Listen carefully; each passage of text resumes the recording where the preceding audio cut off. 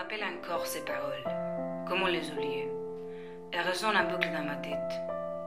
J'essayais de ne pas les altérer, pas même en mots, pas même en pause. Nos conversations sur la photographie étaient captivantes. J'étais disposée à la découvrir, à la démêler, à la comprendre.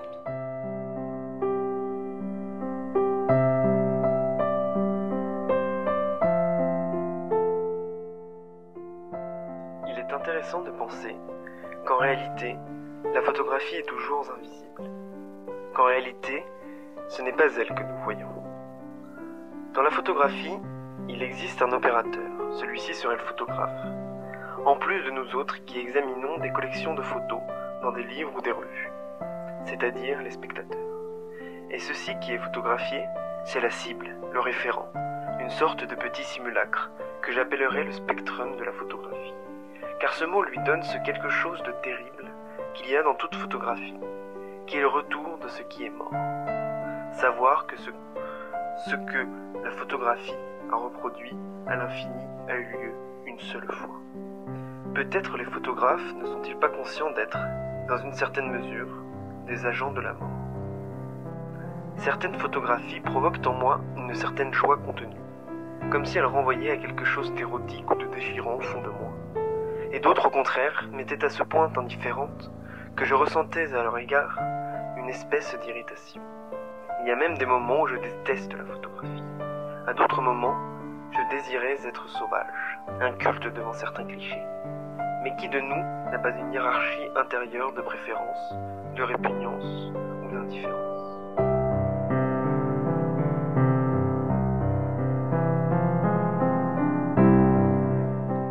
Il y avait quelque chose de séduisant quand il parlait. Sa passion me gagnait. Parfois, je me demande si j'éprouverai de nouveau ce sentiment en l'écoutant. Il disait que l'émotion que nous pouvons ressentir pour certaines photographies est générée de façon rationnelle par une culture morale et politique.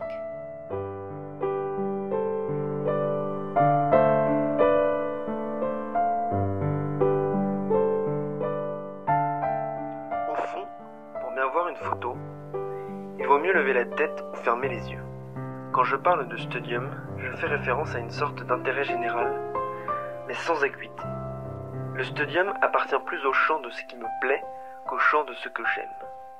Mais quand je parle du punctum d'une photographie, c'est cet hasard qui le fait poindre en moi, me blesse, me lancine.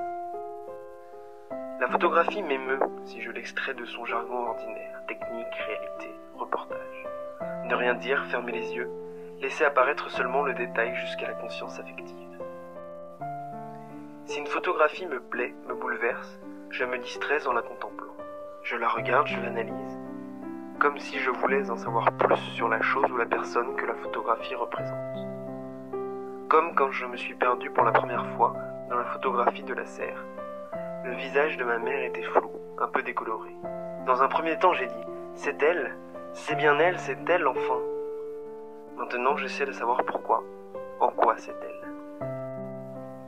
La photographie ne remémore pas le passé.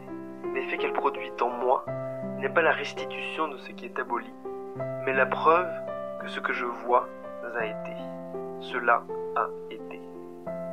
J'ai été photographié 1000 fois. Mais si ces 1000 photographes n'ont pas su capter mon air, mon effigie perpétuera mon identité, mais non pas ma valeur.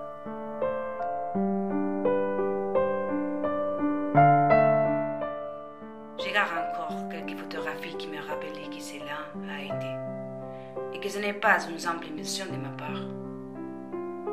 J'ai parfois le vague espoir d'atteindre de nouveaux savoirs.